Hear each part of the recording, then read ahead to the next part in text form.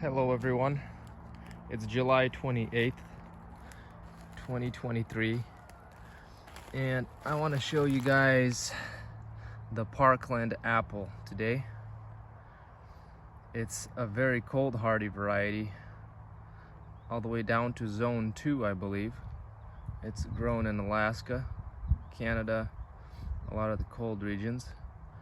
And so here in the Pacific Northwest, it is a very early apple, which is what you need for a very cold region because the summer is not going to be very long, so you want to ripen all your crop. The spring doesn't start early, so you have a short window. So they do get a good size. This one here is damaged, but this is probably their size right here. Average size, medium. Now that one branch got a whole bunch of apples that it's attached to the tree right there, and this one bundle of apple is like 8 apples on this one bundle, and this branch is somehow holding it, which is pretty cool. Whereas the rest of the tree, all these verticals, are shoots from this season. It was pruned right there. So the majority of this tree that you see right now is this year's growth. And unfortunately, you know, this tree has mosaic, so I can't share wood.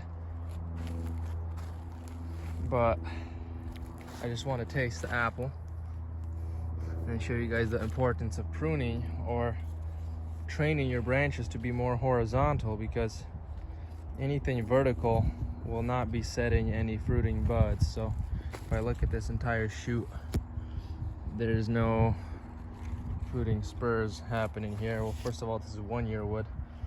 Fruiting spurs set on 2-year wood.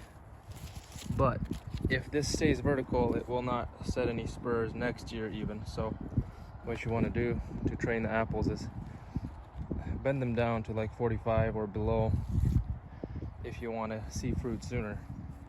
It's a little trick with precocity. That's why this branch set so much fruit, because it was more horizontal. It set some fruiting spurs and then set a bunch of crop. So let's taste one of these apples. This is Parkland.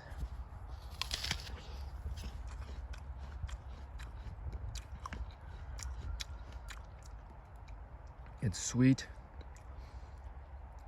and sour. Not very complex, but very refreshing, like a sprightly flavor.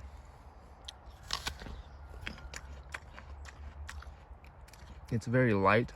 It's not very dense, easy to bite into. It's like a light crispiness. Not very complex, but very pleasant. Sweet and sour. Not too sour.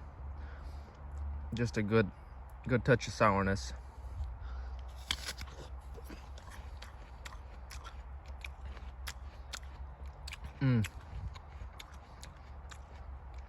Very good.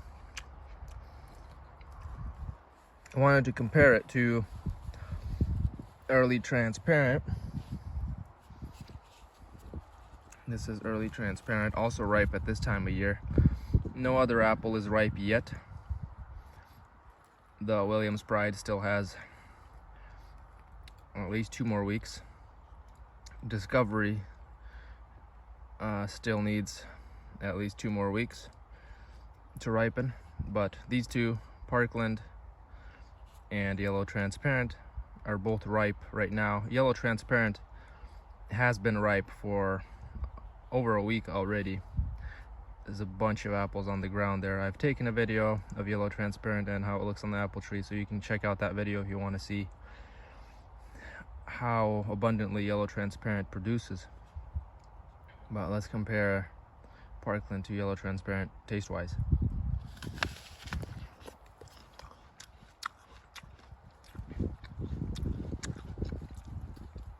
Very similar in terms of consistency. If you pick it slightly greenish and it's not fully yellow, it will have crunchy texture.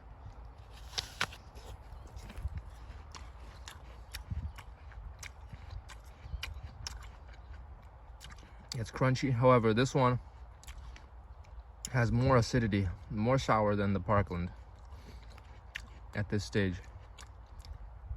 So Parkland can also hang a little longer, and this can hang longer until it's yellow, but when this turns yellow, it's going to be soft and sweet with no acidity. Whereas Parkland I have not tasted yet when it's hung longer. But even at this stage, it's really good already. I'd say I prefer Parkland over yellow transparent as an early apple to pick and eat at this stage. It's a little more pleasant. This has a little too much acidity. This one's better.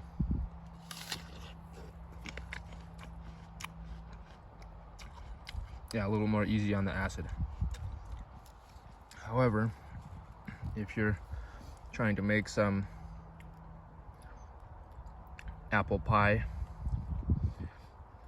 or apple turnovers or something with cooking, then the yellow transparent will probably provide a little bit tastier desserts after it's cooked, since it has a little bit more acid, and it'll probably provide a little more flavor after it's cooked.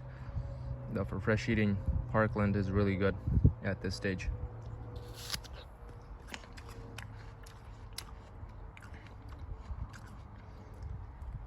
Yeah, that's really good.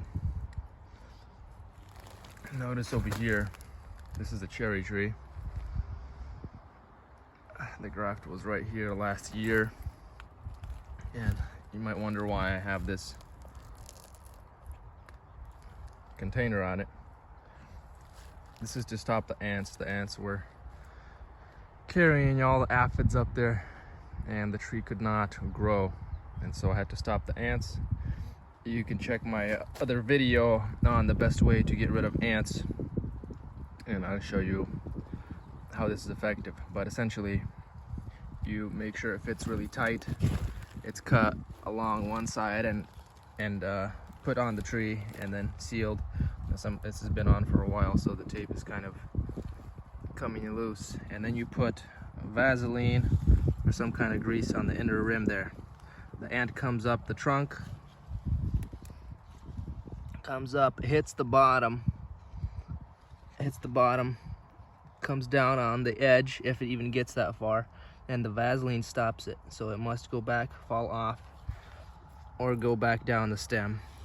They do not crawl over here, up across the bottom, down across the can, and then back up over the can and up the tree. They simply do not do that, especially if you have Vaseline around that inner rim, and the rain won't wash it off because it's on the inside. So for those of you really looking to stop your ants, this is probably one of the best ways to do it. So I think that's it for this video. Thanks for watching. Don't forget to like and subscribe if you like my content, and I'll see you next time.